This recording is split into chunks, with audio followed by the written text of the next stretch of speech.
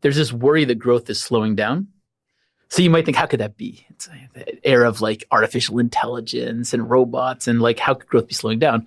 But the fact of the matter is, if you think back toward like the early 20th century with airplanes and electricity and modern research labs and automobiles and home appliances, it seemed like the world was changing very quickly. Whereas now some people worry we're not seeing productivity grow as fast, even though the amount of resources we put into innovation continues to grow. So the number of people doing scientific research is much higher today, partly just because of population growth, than it was in the early 20th century.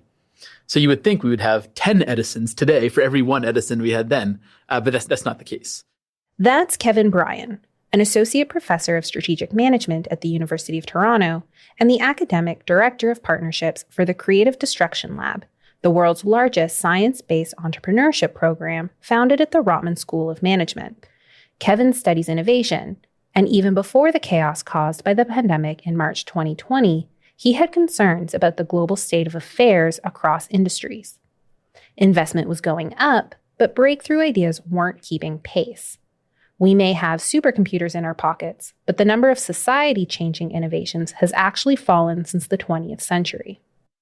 Per dollar that we spend on R&D, the amount of social value and innovation we get is lower now than it was in the past. It's kind of immediate to see this. Growth isn't 10% per year, and we're throwing way more researchers into science than we did 50 years or 100 years ago. So it has to be the case that they're producing less growth per researcher.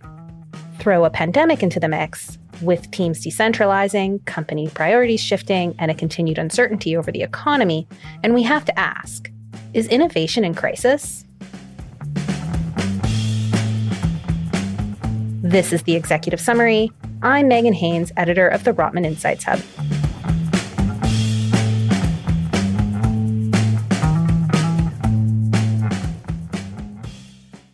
Let's start with a simple definition. Kevin defines innovation as taking an idea or invention and creating a product or service that's widely used through a process called diffusion. And there were some clear examples of innovation and diffusion happening early on in the pandemic. Offices rapidly shifted to telework technology. Businesses retooled their plants to accommodate new consumer needs like masks and PPE. And companies from pharmaceuticals to clothing manufacturers turned their attention to solving the crisis. But despite the seeming wave of new activity, true innovation may not have fared particularly well. So let's start with the most obvious cause for concern when it comes to innovation: teamwork. Even Thomas Edison, the supposed lone inventor, had a whole factory of researchers. But generally, innovation is happening in labs by groups. Even within academia, science papers are written by bigger and bigger teams every year. And in fields that are more advanced, team size and lab size is also growing. Teams are incredibly important to the innovation process. Sharing of information between colleagues has been proven to be an effective driver of discovery. The reason being, it's just hard to know all the stuff you need to know to make an improvement on the status quo. There are two ways to transfer knowledge: directed attempts, like me telling a colleague information I think she needs to know, and then there's indirect. This can take the form of, say, a casual conversation with a peer that sparks an idea or unintentionally resolves a problem. Or it might look like new talent coming into a company, that new programmer or project manager who helps introduce a different approach to a traditional process. When the pandemic hit, both forms of knowledge transfer took a hit. We have some data on how teams are performing that work remotely. In some tasks, they perform fine. And of course, some workers prefer not to commute. That goes without saying. So you can hire better workers in some cases if you give them more flexibility in various aspects of their job. That said, the amount of time spent on meetings for a given team has gone up every time people have looked at this, which you might think is a bit strange. Like, how can it be that everything's formal and structured now, but yet we're spending more time talking to each other? It's because communication at distance is a little bit degraded. If you could only communicate with text messages or by phone, the conversation is not as easy. You can't rely on nonverbal cues and the kind of things that we do in person. The other thing we've noticed is that the number of new people you communicate with falls a lot. While some teams did become more tight-knit, it likely came at the expense of interactions with other departments, which can be hugely beneficial to the innovation process. Kevin points to a study from Harvard which tracked how many research papers professors at the medical school published before and during an office renovation. When faculty were kicked out of their offices and shunted to new floors and new buildings during construction, the number of papers they published with new peers shot up. And it's not just colleagues in the same company. Networking among peers outside of an organization can be really beneficial to the innovation process generally. If you look at, say, spillovers of ideas, so one way you can track spillovers is if you write a patent, you'll have references to ideas you've drawn on in the patent. I can kind of see that those references tend to be more local than not.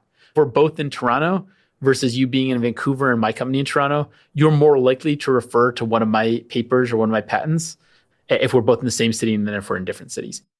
Those serendipitous moments, meetings with colleagues from across the way, after-work drinks, industry conferences, all stopped, in some cases for 2 years, leaving, at least temporarily, a pandemic-sized hole where knowledge transfer used to take place. And it's really too early to say how COVID's affected innovative performance. I suspect that innovative performance is not going to look good. The reason being that informal communication is just so important for innovation, knowing everything we know about the importance of in-person or local communication for innovation. It's hard to believe that we could be performing at the same level as we do on some other tasks where maybe we can perform just as well.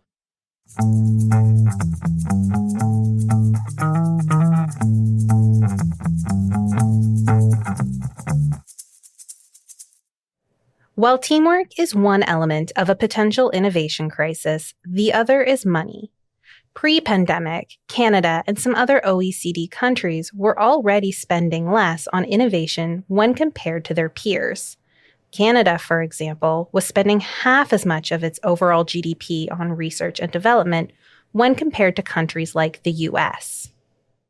Part of this is because other countries have been spending more on R&D over time, but part of it is that both in the private sector and the public sector, we don't devote as many resources to R&D as other countries. There's a big debate on why that is.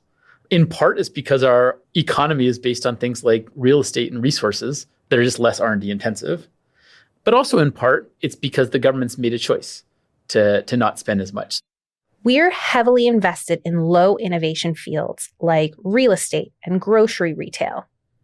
Canada's monopolistic industries like telecom are also pretty sheltered from the need to innovate.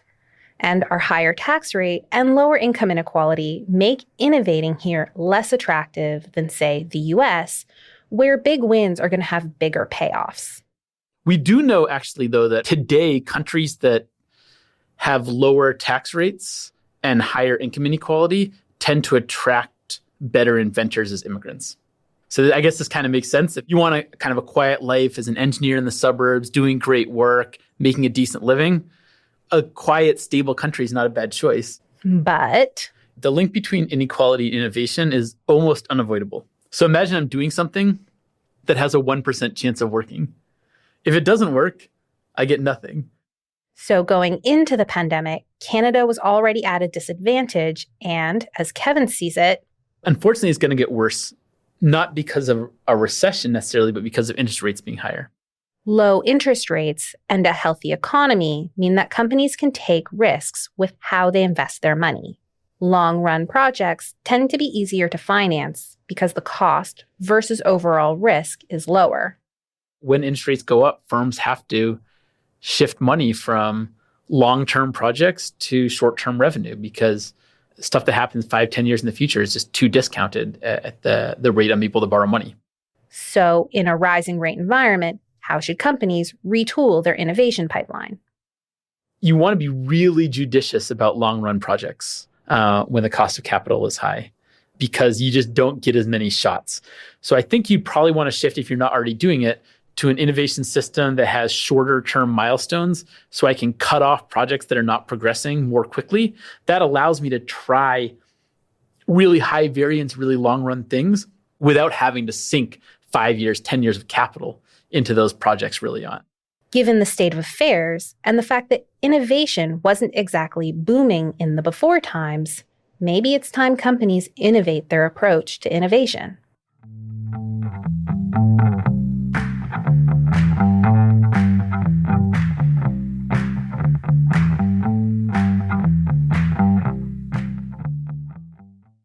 The race for COVID-19 vaccines gives us a really nice look into the world of crisis innovation and speaks to some broader issues that need to be addressed if we want to build a robust and stable pipeline.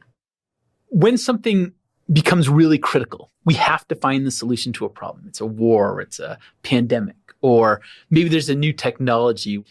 Most ideas can be developed in many different ways. You can develop it in a way that's pretty quick and pretty shoddy, but it'll work. Or you can develop it in a way that if I took my time and thought about what's the easiest way to build on this invention, I maybe would do it a totally different way. The first idea isn't necessarily the best idea, but in a crisis, with everyone rushing to find the answer first, those second, but sometimes better, ideas aren't as likely to get the big payoff. The Wright brothers, for example, were credited with inventing the first plane able to stay in the sky. But we don't use their pulley systems on planes anymore. We use ailerons, those little flaps that go up and down on the wings, which came shortly after the Wright brothers' famous first flight. Markets can and do allow for the best ideas to come forth eventually. But in a race to find a solution to a crisis, coming in second doesn't end up meaning very much. Once people have a vaccine, the next vaccine is just not as valuable. Even if it's 10% or 20% or 30% better, I've already got a vaccine in my arm. I mean, this is a general problem. How do I incentivize people to do innovation in the most socially useful way? I want people who make the biggest contributions to society from their ideas to be compensated for it. Certain things are very hard to get compensated for. As companies stare down a recession and rising rates and start to look critically at their R&D spend, Kevin says it's time for governments and other public institutions to step up. Places like universities, which facilitate basic research, things on which other research can be based, are becoming so much more crucial. I come up with a mathematical algorithm that's very useful for, say, machine learning. Obviously, it's not patentable. Once people see the algorithm, they can go develop their own businesses with it. It could be the most important algorithm. It could be the E equal MC squared of computation. I'm not going to make much money from it. So how much incentive do you figure many people have to do that type of work? It's not going to be that high.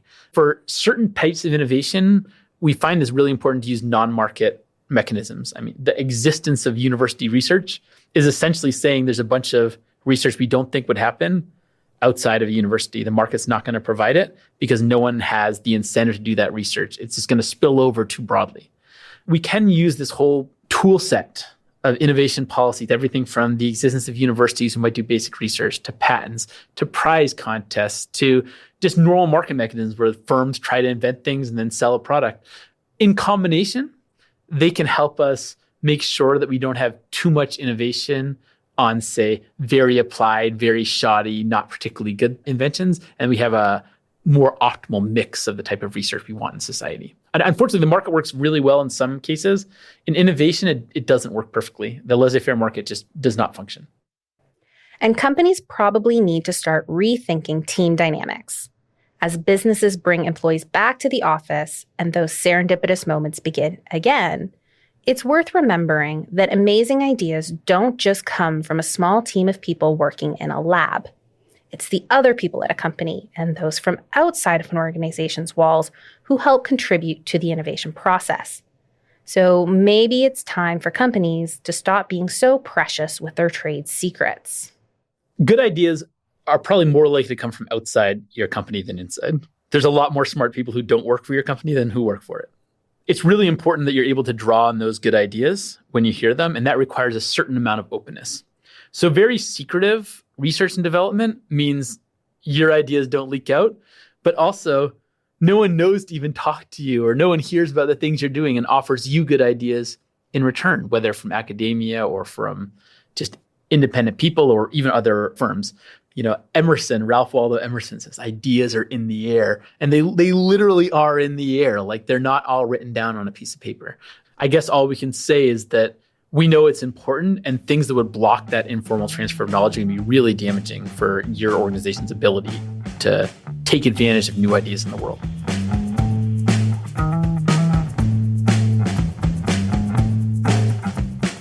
This has been the Rotman Executive Summary, a podcast bringing you the latest insights and innovative thinking from Canada's leading business school. Special thanks to Associate Professor Kevin Bryan.